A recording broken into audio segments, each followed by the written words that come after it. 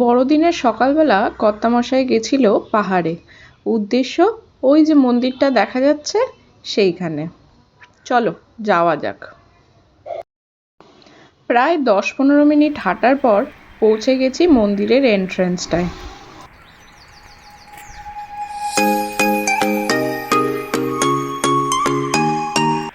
চারিদিকটা দেখো কি সুন্দর সবুজ হয়ে রয়েছে, আর নিচের বাড়িগুলো একদম খেলনার ঘরের মতন লাগছে।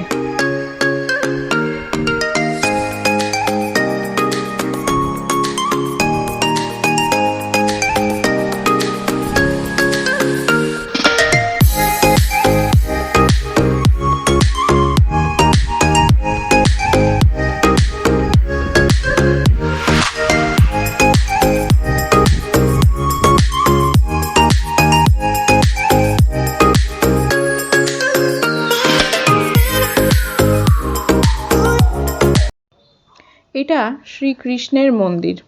যেহেতু অনেক সকালেই গেছিল তার জন্য মন্দিরে ঠাকুরের দর্শন হয়নি, কিন্তু ভেতরটার থেকে ঘুরে এসছে।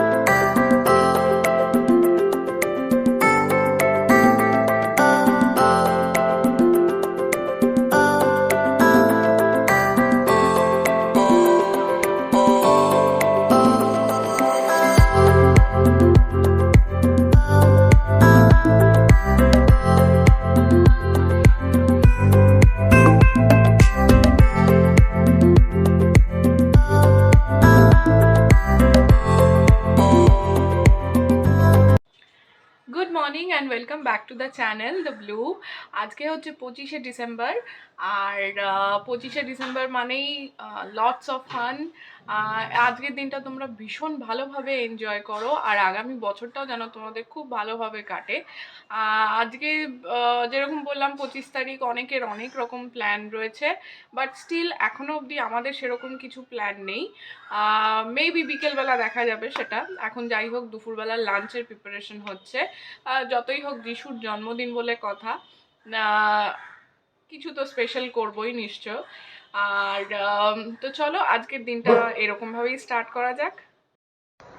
গিনি এখানে ক্রিসমাস ট্রিটাকে ডেকোরেট করছে। ওই যদিও একটু আপসেট হয়ে গেছে, ওর একটা ডেকোরেশনের আইটেম একটু গন্ডগোল করেছে, তো যাই হোক ও ম্যানেজ করে নেবে সেটা।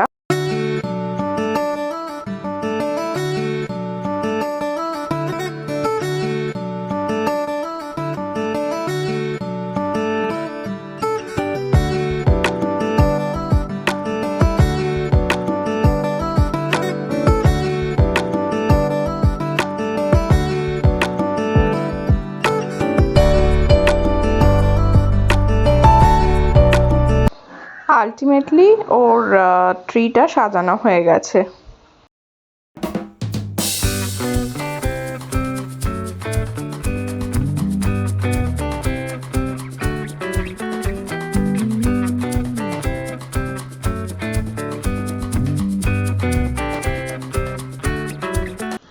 ক্রিসমাসে সবাই আমরা কেক খাবো, আর আমাদের গপু সোনা কেক খাবে না সেটা তো হতে পারে না। মা স্নান টান করে আমাদের গপুকে কেক খাওয়াচ্ছে।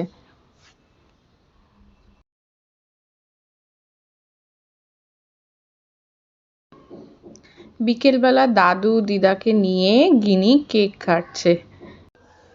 এই ছোট ছোট মোমেন্টগুলোকেই এনজয় করা বোধহয় লাইফ বলে, তাই না?